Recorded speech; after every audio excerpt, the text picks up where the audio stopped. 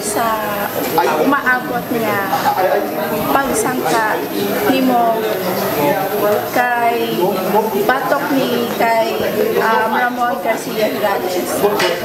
Unsa man imong maikasulti bahin sa mapaabot nga duwa ninyo karong Oktubre? Sa karon talagang ready na talaga ako ipagsangka ni Ramon Gonzales. Ganyan sana mo i-studihan ang iyang mga video fight, then sa tanaw na ko nga mailog yun lang ako kung iyang kapapos. Unsa sad kadugayon ang imong naagi ang pagpangandam sa imong maabot nga duwa? Mas dugay-dugay na gyud ko nag-start og training, siguro mga nag-start og mga June until now. Dugay-dugay gyud ko na paghanda.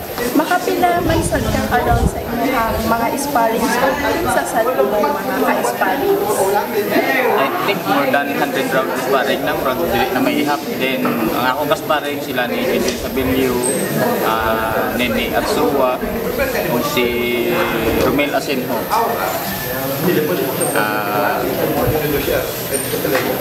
Anak lang, uban wala ko kailasan.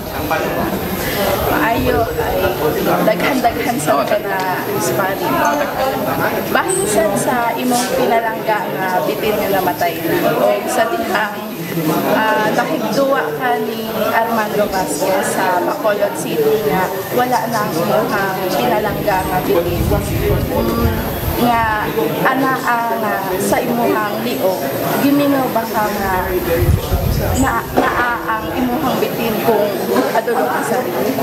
Siyempre gibingawit ko, but I have another bitin Japan karon na nagsagod ko karon sa bago ko nga bitin. Tatlo na karon ko akong bitin yan. So maybe this next fight I bring my snake again. So kung makadaog ka karong duwa ninyo, mao ni imuhang ikaduha nga world title na naaba kay plano nga muduwa og ikatulo nga title match sa timba nga 112 pounds? Yeah, depende sa situation or madayon nga mo ni Roman Gonzales ug madayon nga mo ni unification fight. So hako sa dakiton si Juan kinsa mo daw ni ug mo daw si Giovanni Segura against Brian Viloria. Agiton din ako si Giovanni Segura for 112. Aduna ba kay mga napilian o ganahan jud ni mga makaatbang sa sulod sa Rio? Yeah, si Giovanni Segura jud. Siya jud. Nya unsa man kadugayon nimo giplano ang pakibatok na usab?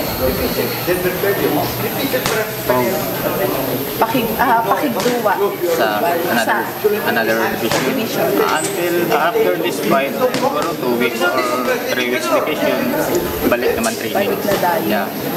Nya sa akong pagkahibalo ang pagre-retire dugay pa na nimo. Yeah. Pero unsa man gud ang imong buhaton kung mahuman na gud ang imong boxing career mo sulod ba ka sa showbiz o magpolitiko ba ka? I think wala ko. Ako murag wala ko plano sa showbiz. Depende sa panahon ba nga ako plano business yun.